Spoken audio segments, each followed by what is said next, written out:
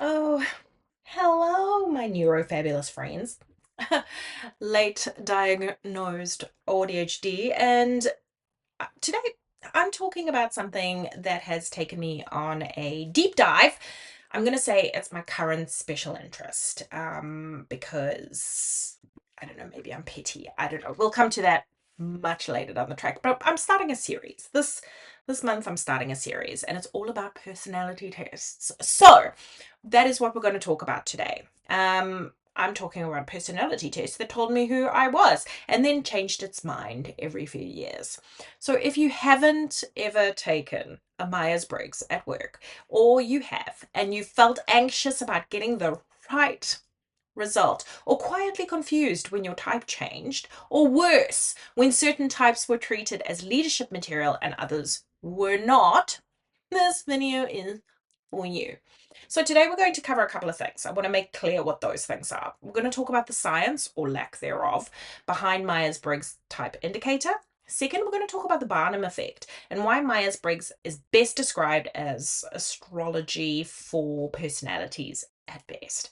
And third, why this tool can be especially misleading and harmful for neurodivergent people, especially autistic, ADHD, and AuDHD adults in workplaces. So hopefully by the end of this video, you will understand why Myers-Briggs feels accurate, why it persists or why it keeps going, and why it shouldn't be treated as a single source of truth.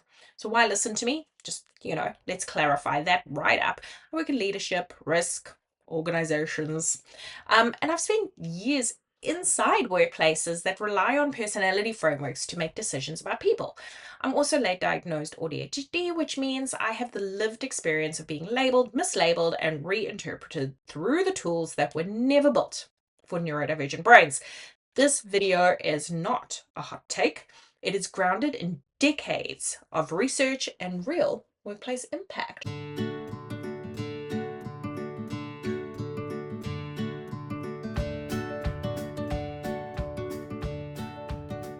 So before we dive right into today, if this topic matters to you, for the love of sweet potatoes, please hit the subscribe button, like, share with someone who has been handed a 4-letter INTJ and told it explains who they are. So let's get into it. Before we talk about Myers-Briggs, we need to start somewhere that might seem a little unexpected. And we're going to head into the 19th century and we are going to hang out with an amazing circusy type showman. And this person's name was P.T. Barnum. I'm going to put him over here. P.T. Barnum built his success on simple insight about human nature. He understood that people are drawn to messages that feel personal, affirming, and broadly relatable. Barnum was famous for like circus attractions and promotional language that allowed almost anyone to see themselves reflected in what was being offered. And the details were vague enough to apply to many people all at once, but also specific enough to feel meaningful to each individual. This was not psychology at the time. It was like in the academic sense, it wasn't psychology, but it was an early observation about belief, identity, and persuasion. Barnum recognized that people want to feel seen and understood, and that they often fill the gaps of that vagueness with themselves when given like flattering or balanced descriptions. That insight later became formalized in psychology as what we now call the Barnum Effect. The term refers to our tendency to accept generalized positive statements as uniquely accurate descriptors of ourselves, particularly when we believe those statements are personalized. Think astrology. The effect was demonstrated empirically in 1948 by psychologist Bertram Forer in what is now a classic experiment. Forer gave his students what he described as individual personality assessments based on a test of responses. Each student was then asked to rate how accurate the description was. What the students did not know was that every single person received the same profile. The description included statements such as, "You have a great need for other people to like and admire you. At times, you're outgoing and sociable, while at other times, you're reserved and cautious. You have considerable unused potential." Despite the descriptions being identical, students rated it as highly accurate.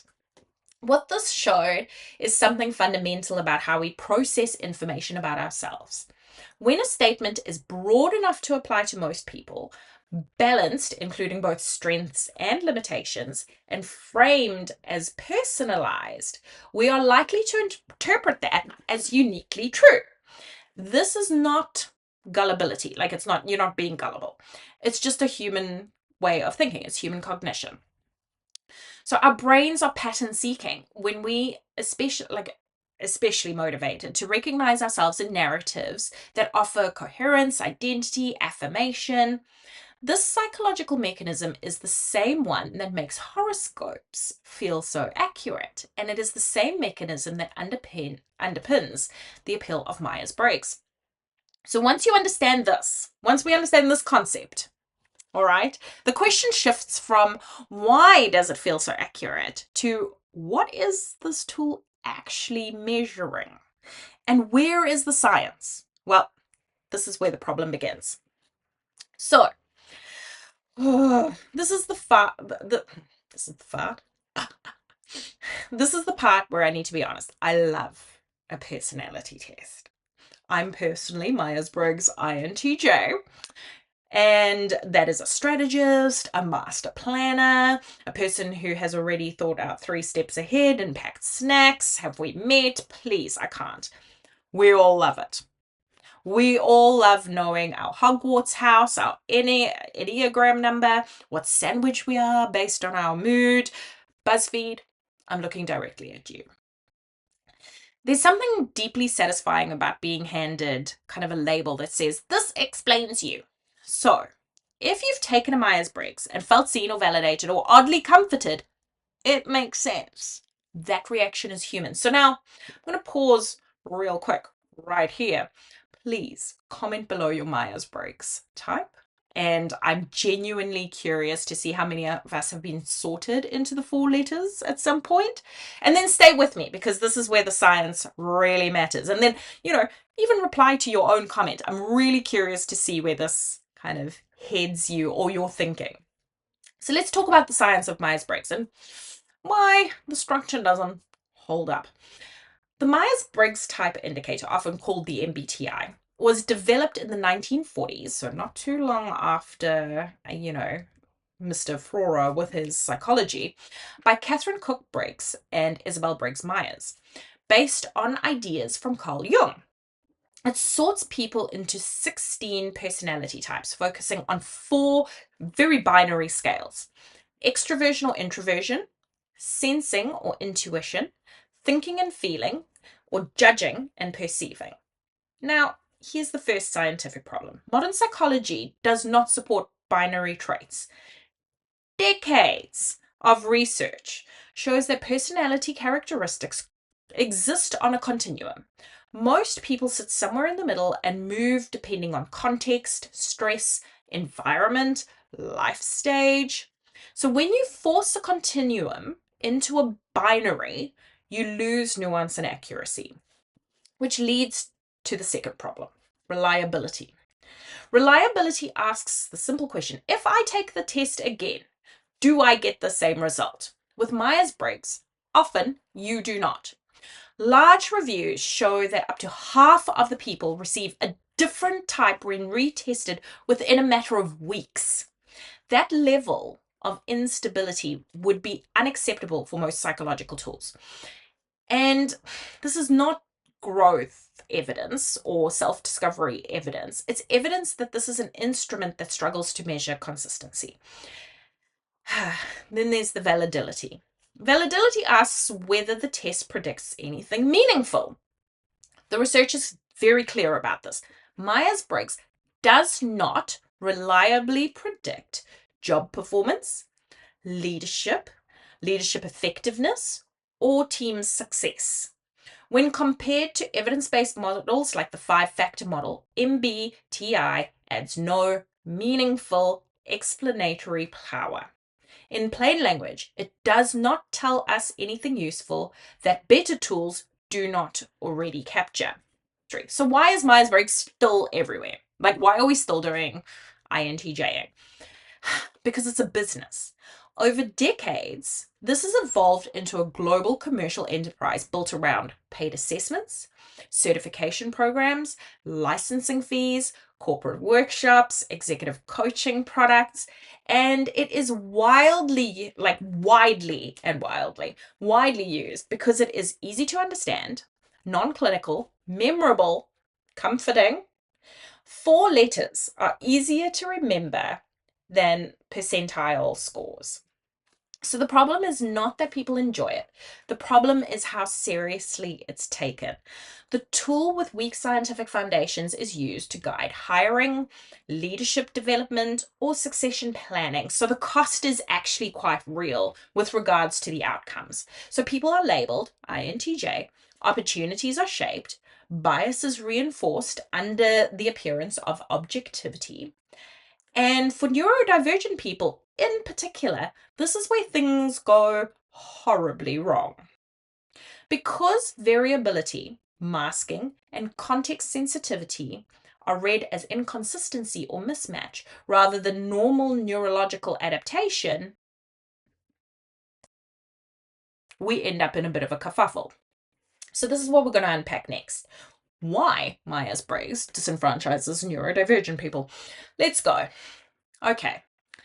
Myers Briggs stops being neutral and starts causing real harm, especially for neurodivergent people, particularly autistic, ADHD, and auDHD adults. Myers Briggs does not just misclassify, it actively misunderstands. So the core problem is that MBTI assumes that how you answer the question reflects who you are. And for many neurodivergent people, that assumption is wrong. Neurodivergent adults often answer questions based on what is expected, what is safe, what will avoid friction, and what has worked before, not what feels natural in a vacuum. And this is, just to be clear, this is not about dishonesty. This is about survival and adaptation. So there's kind of a science behind expectation-based responding. There is solid research showing that neurodivergent people engage in masking and compensatory strategies. Masking is the conscious or unconscious adjustment of behavior to meet social expectations, and it affects how we communicate, how we describe ourselves, and how we respond to self-reported questionnaires. Research by Botha and Livingston show that autistic adults often report traits differently depending on the context, stress levels, and perceived judgment. So in simple terms, self-reporting tools frequently capture survival strategies, learned behavior, or role performance, rather than underlying cognitive or sensory reality. This matters because Myers-Briggs relies entirely on, spoiler alert, self-reporting. Questions like, do you enjoy social interaction? No. You prefer structure over spontaneity? I'm auDHD, dude. Like, it depends on where the moon is in the sky. You make decisions logically rather than emotionally. I'm autistic, dude. Like, there is no emotions. No, I'm kidding, there are emotions. I was just being facetious. So it doesn't actually measure personality like in isolation. It measures how safe someone feels answering honestly, which is not great. So MBTI types often map into neurodivergent patterns. And this is where people start noticing something interesting.